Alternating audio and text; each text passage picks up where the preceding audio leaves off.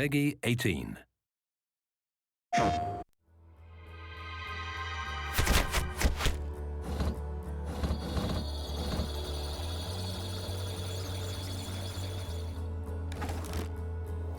We wanted to have a big world for Watch Dogs, and it is. I mean, you can drive a very fast vehicle and cross the city, and we wanted to keep all the details and all the density of the city as you crossed it, and at 200 miles an hour. But more importantly, we wanted to have a deep city. We wanted depth. We wanted a lot of density.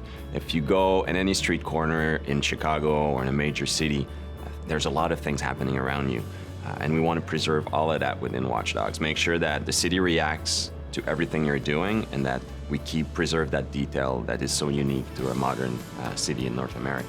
So at the heart, it's the same game's vision, right? We're starting from a vision, and then Disrupt is a very scalable technology, very scalable game engine. So what we're doing is we're preserving the game experience, but if you play Watch Dogs on the PlayStation 4, we want to make sure that we use all of the console's capability. So all the game spiller we're able to make longer and stronger. All of the details in the game we're able to push forward. We have more details, more immersion. We're able to increase connectivity, increase the density of things. So it's the same game experience, but basically magnified on the PlayStation 4.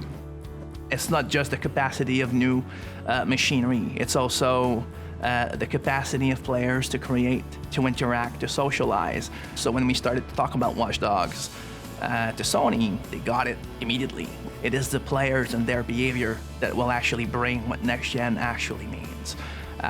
We're starting to make a machine that has to acknowledge how our society work, how our people interact with each other, how they play with each other. One of the things that we realized when we look at the PlayStation 4 is I think a lot of the things driving decisions for Sony were in line with some of the decisions that we were taking on Watch Dogs. I mean, Watch Dogs, one of our core pillars is connectivity. The first layer of it is the main character can connect to his whole environment. He can control the city, hack into any computer.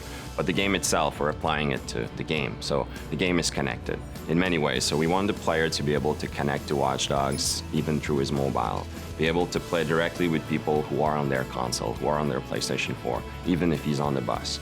Basically being able to be attached to our game world, even when he steps out of the living room. We are definitely in Watch Dogs exploring very new way of expressing what online could be, what it means to be connected, especially in a game where connectivity is at the heart of it. We want the player to be surprised when he meets other players. We want him to be able to go from single player to multiplayer without having to go through a lobby, to menus, to various game settings. We wanted things to be natural and want him to go to breach the wall between single player and multiplayer if you want. I like to say that the best moments in Watch Dogs, the player is going to create them, and those are the moments we want him to go, when he goes to the office or at school the day afterwards. We want him to talk about it with his friends, right? Well, now if we're able to share a clip of that, it's even more concrete. It's your clip. You created that wow moment, and you can share a video of it. I feel like games are there to enable people to create, to think, to wonder.